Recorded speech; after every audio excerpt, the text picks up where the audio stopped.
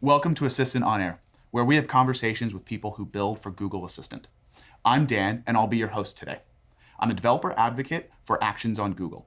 Today, we'll be chatting with Adi, who is a Google developer expert for Google Assistant, and we'll be talking all about voice strategy and design.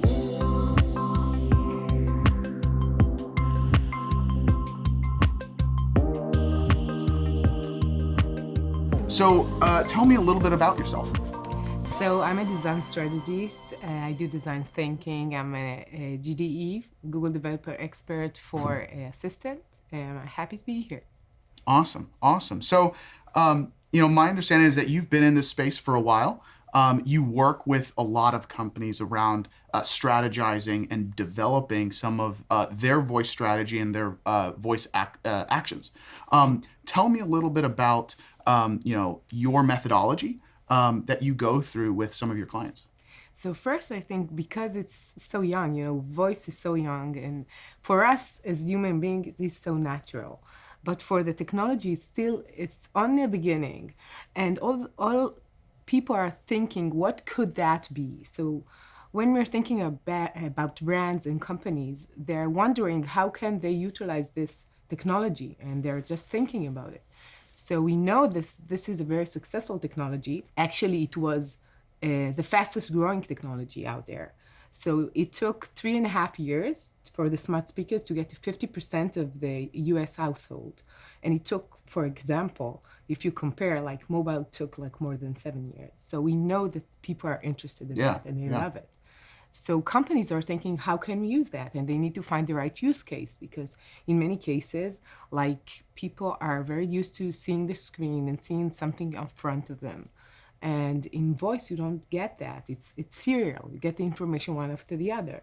So they need to understand what is the best use case for the users and their customers to use this technology. And we're trying to think about that together. For example, if it's something which is very simple, if the product or service is very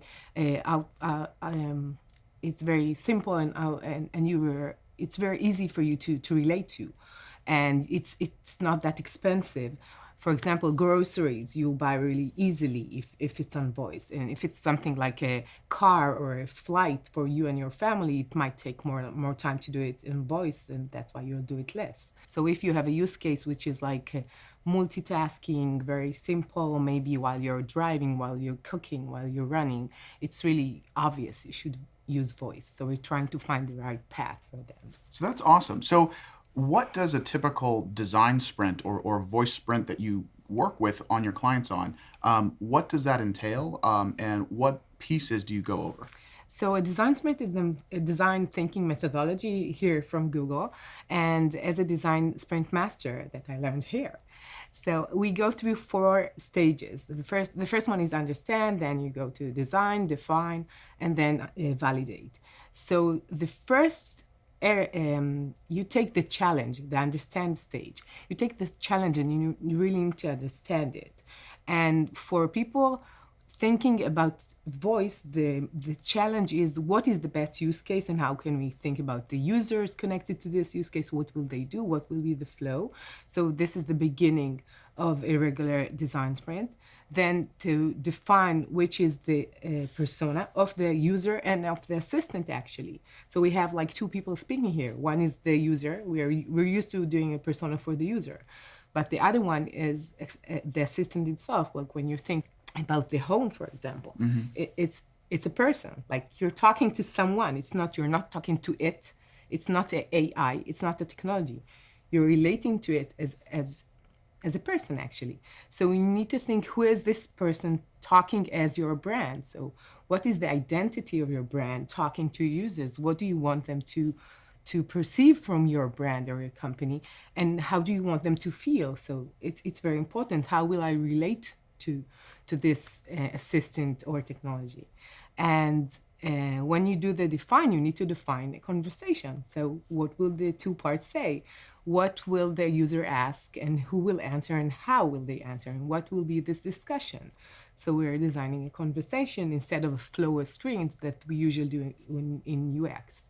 And the last part is validating. So you need to validate actually like a usability testing, but for voice.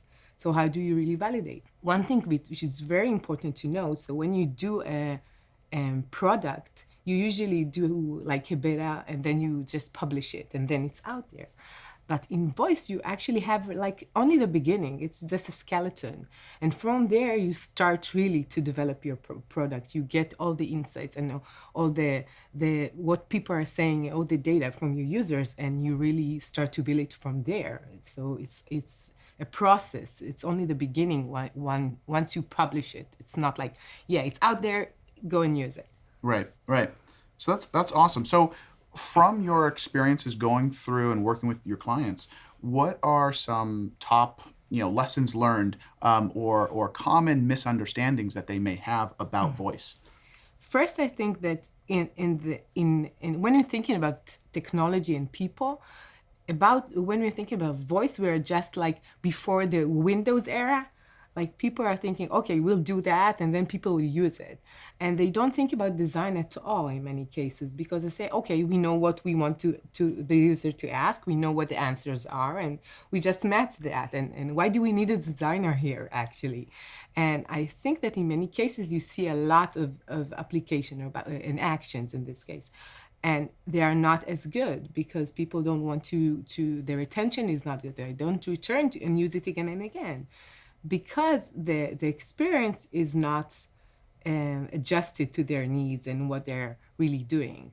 And I think this is the biggest barrier for doing design and to implement what we know from design as a methodology from screens and use it for voice. Awesome, awesome. Well, thank you so much, Adi, for coming on stage with us here today. We hope that you liked today's show. If you want to hear the full interview, check out the Assistant On Air podcast on your favorite podcast platform. I'm Dan, and chat with you next time.